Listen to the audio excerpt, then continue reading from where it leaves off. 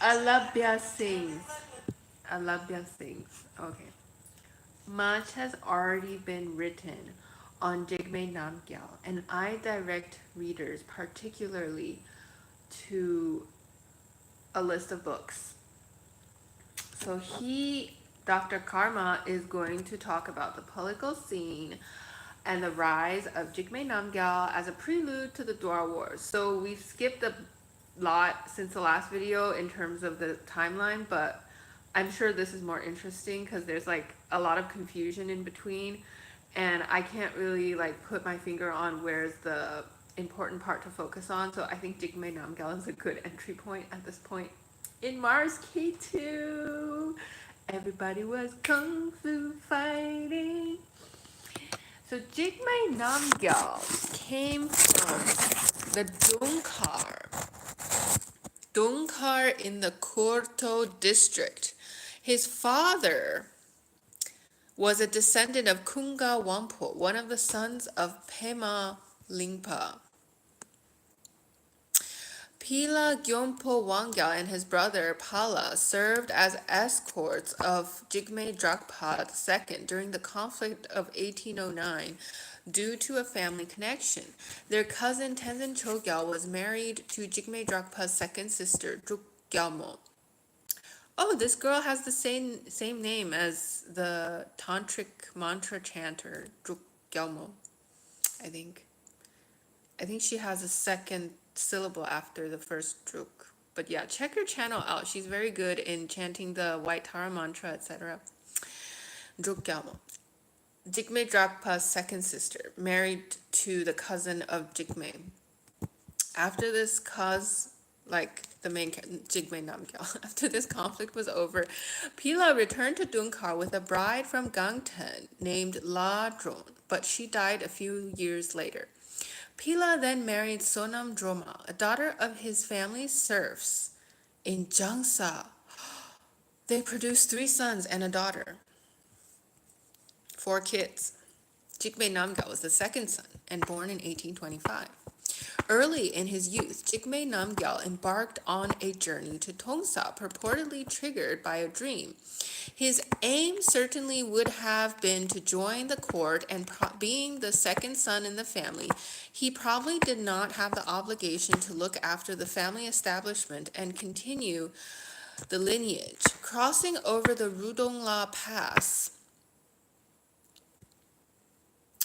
Wow, we have a lot of names here. Okay, cool. We're focusing on the Bhutanese names for now. Crossing over the Rudongla Pass, he reached the Tang Valley and spent a few months herding the cattle and sheep for the family of the village chief in Naru. Later on, when he became the Tongsa Ponlop and the chief came to see an audience, he is said to have asked if the pot in which they prepared the skimpy buckwheat broth was still in use. From Tang, he came to Chume, where he met the Lama of Buli.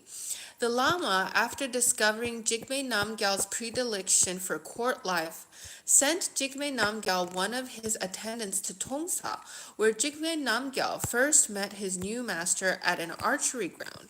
The accounts are divided on the identification of this master, but most likely he was Shokye Dorje, the chief prodigal in Tongsa at the time. Jigme Namgyal joined him as a retainer, or tozen, for his physical vigor and socio-political aptitude. Jigme Namgyal rose rapidly in his career and became a senior courtier by 1845. He was responsible for the organization of the religious ceremonies in Tongsa and Bumtang. His master, Shokye Dorje, was also by then the Tongsa Ponlop, and he was soon promoted to be the merchant of Tongsa. His duty as district merchant, like other state, district, and private merchants, was to trade local products such as textiles, rice, paper, etc., with Tibetan products using including salt, wool, rugs, statues, etc., at the trademarks along the border with Tibet. It was during his term as merchant that he met his future wife, Pema Choki, sometime around 1847 at the Lalung Monastery in southern Tibet. He was there with her brother Tanpai Nima, who was the eighth Pelung Sungtrul, some title, not sure. Jigme Namgyal was promoted to the post of the Chamberlain of the Tongsa Punlop in 1849, and soon after that made to simultaneously hold the post of the Zongpon of Lunse. Someone asked what country? So yeah, Bhutan is a real country, by the way. It was during his journey from Tonsa to take over the post of the Zongpon of Lunse that he met his spiritual master, Jangchup Tsondru. Jangchup Tsondru was a Gelugpa Lama from the Wensa tradition who had a very strong proclivity for an ecumenical approach, so non-sectarian approach to Buddhist practice. The Rime movement of religious ecumenism was at its height in eastern Tibet, led by major Nyingma and Sakya figures, partially to overcome the Gelugpa dominance, but it is highly intriguing that a figure with a Gelugpa background was ardently following non-sectarianism in south and central Tibet and seeking teachings from other schools of Buddhism, particularly the Kagyu and Nyingma schools, which thrived in Bhutan. Jangchup Tsondru traveled through Bhutan several times and found devoted patronage in the magnates of Bumthang. His biography tells us that Jigme Namgyal's first encounter with the Lama took place in Jashi Pelin, when the latter was conducting an empowerment ritual for elongating life to a group of patrons who were mostly Jigme Namgyal's in-laws. The Lama was ready to bestow the blessings but waited, chanting a verse of prayer until Jigme Namgyal, who was on his journey to Lunse, arrived. The biographer concludes that the Lama must have waited for Jigme Namgyal with the clairvoyant knowledge of the auspicious connection which they were to develop in the following years. Mr. Rioja said hi. Hello. Jangchup Tsondru went from Bumthang to Tongsa at the invitation of the Tongsa Ponlop, and then returned to enter into a long retreat at Kurje in order to say prayers for the good health of the 11th Dalai Lama. Jigme Namgyal, who had quickly taken over the Lunse Dzong and appointed to deputy, hurried back to Kurje to see Jangchup Tsondru again. According to Jangchup Tsondru's biography, the Lama gave him numerous teachings with a clear view of Jigme Namgyal's future. He gave specifically the teachings pertaining to the worship of the horse-headed deity Hayagriva. So in my other video, you can see my mantra chanting of Hayagriva. The prophetic text, composed in the style typical of a hidden treasure text, seems to have appeared claiming that the sun of peace and happiness will shine on the country for 7 generations if Jangchup Tsondru gave the teachings and Jigme Namgyal took the practice of the deity Hayagriva. Following this exchange, the Lama returned to Tibet and Jigme Namgyal to Tongsa, but they had now formed a strong bond as priest and patron. Religious piety was, however, not the defining strength of Jigme Namgyal. By the time he became the chamberlain of the Tongsa Ponlop at the age of 24, Jigme Namgyal was well known in his milieu for his physical stamina and political shrewdness. He was considered one of the Nyago, or men with exceptional strength in Tongsa. His debut in the state political arena in western Bhutan took place in 1849 when he led the workers from eastern Bhutan to rebuild the Punakha dzong destroyed by fire earlier that year. The magnates of Bhutan assembled here with their retinue of strong bodyguards, and during the intervals of work, the laborers and strong men often engaged in friendly contests of shot put, weightlifting, long jump, etc. Jigme Namgyal proved his superiority over his rivals in many of these contests, but was not all jovial. There was an undercurrent of regional tension between the East and the West, which could easily erupt into conflict with the slightest provocation. The officers of the West were said to have been looking for an excuse to provoke and attack Jigme Namgyal and his men. One such opportunity came when laborers were working on the roof of the dzong. The chamberlain of Punakha demanded that 9 layers of shingles to be laid, which inevitably puts extra strain on the laborers from the east who were fewer in numbers and also running out of their ration stock. Jigme Namgyal thus protested and pushed away the top 2 layers with his stick, leaving only 7 layers. The chamberlain of Punakha immediately seized the chance to pick up a fight and rushed toward Jigme Namgyal with his hand on the hilt of the sword.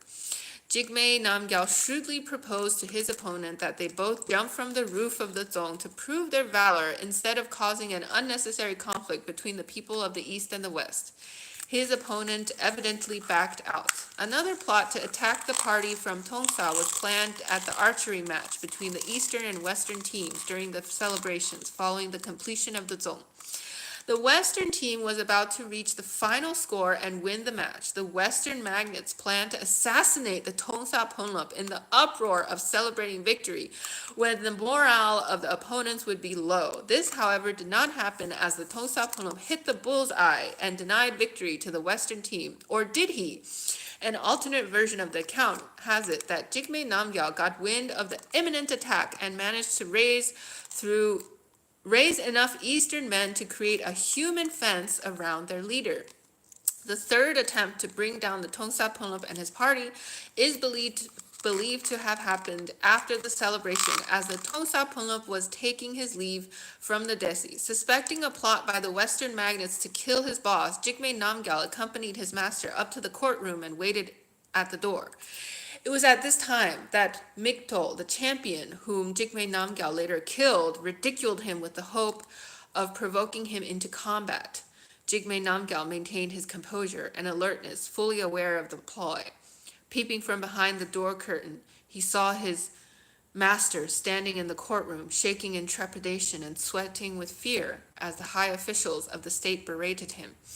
It is not clear on what accounts the Tongsa Ponlop was scolded. It is possible that the misrule of the Dwars under the Tongsa Ponlop jurisdiction, which was causing havoc to the country's economy, was one of the issues. Surprisingly, one account has it that the issue was actually the uncontrollable and insolent character of Jigme Namgyal. The Tongsa Ponlop was reprimanded for having no control over his bellicose chamberlain. Whatever the case may have been, Jigme Namgyal was fully convinced that there was an imminent attempt on his master's life. He burst into the courtroom, and with one hand on his sword hilt, he led his master out of the courtroom to safety. It is not clear how many of the stories about East-West rivalry and Jigme Namgyal's valor really took place, and to what extent are they accurate. We also do not know the motives for the alleged plot to assassinate the Tongsa Ponlop. The contemporary records of the time do not mention any rift between eastern and western Bhutan. Instead, the political power in western Bhutan in these years was severely divided between the Thimbu and Punakha blocks, as we have already seen, and there was no solidarity among the magnates of the western Bhutan. One source argues that Tongsa Ponlop was at the time very powerful. This is possible in the light of the incessant rivalry for regional supremacy in Bhutan's medieval polity. Whatever the nature of threat may have been, and whoever posed it, Jigme Namgyal successfully foiled a coup on his master's life. In gratitude for saving his life, Shokye Dorje promised to appoint Jigme Namgyal as the next Tongsa Ponlop, although Tsunju Gyaltsen as his son was the heir apparent. In 1850, Jigme Namgyal was promoted to the post of chief prodigal of Tonsa, and he almost immediately after this was sent eastward to consolidate Tongsa's control over the 8 districts under its jurisdiction. Several of the Dzongpons in the east are said to have rebelled against the Tongsa Ponlop, but we have no further information on what caused the rebellion or who exactly was involved. Jigme Namgyal suppressed the dissent and rounded up the rebellious leaders and had them march to Tongsa. Then, in 1851, Jigme Namgyal and his 2 brothers, Gyaltsen and Dorje, led the eastern forces to Punakha against Chakpa Sangye and killed the notorious strongman Miktol in the ambush. The killing of him whom some believe was invincible because of his non-human paternity, must have certainly enhanced Jigme Namgyal's reputation for his physical strength and shrewd tactics. After the ambush, he and his brother barely escaped the Desi's forces to return to Tongsa via the northerly route through Tibet. Back in Tonsa, Jigme Namgyal heard rumors that his master, the Tongsa Ponlop, was planning to go back on his words and appoint his son, Tsunru Gyaltsen, as the next Ponlop. Out of displeasure, Jigme Namgyal stayed away from the court under the pretext of ill health, but his master soon found out the actual reasons. Thus, with an understanding that Jigme Namgyal shall pass on the position of the Tonsa Ponlop to Tsunru Gyaltsen after 3 years in office, Shokye Dorje installed Jigme Namgyal as the Tonsa Ponlop in 1853. In the meantime, Tsunru Gyaltsen took the post of the Zongpon of Jakar, and Shokye Dorje retired to Ogyen Choling. Soon after the transfer of power in Tonsa, the Jakar dzong was destroyed by fire.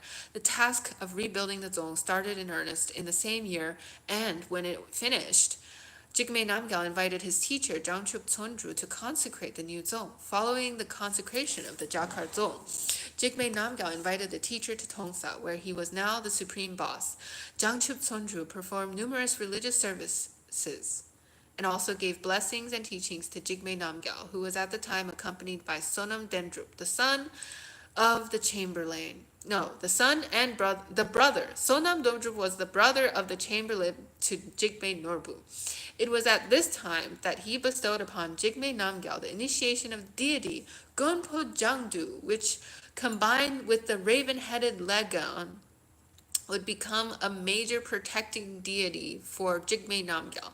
It is quite likely that Jangchuk Tsondru also designed and blessed the raven-headed helmet, which Jigme Namgyal wore to war and subsequently became the prototype of Bhutan's raven crown. According to Jangchuk Tsondru's biography, he also made predictions about Jigme Namgyal's future, but the biographers does not tell us what the predictions are. We can assume the predictions and instructions concern the construction of the statue deity Chakra Samvara facing westward in Tongsa were given at the time. The Lama is said to have instructed Jigme Namgyal to create the statue and also to chant the root mantra of the deity 100 million times in order to subjugate the warring chieftains to the west and to bring the whole country under his control. I think the mantra is like Om Shri. I'm forgetting the mantra. Let's play it now. I'm going to play the Chakra Samvara mantra and we will call it a day. I need to brush up on Chakra Samvara mantra. So the deity is dark blue and red at the same time.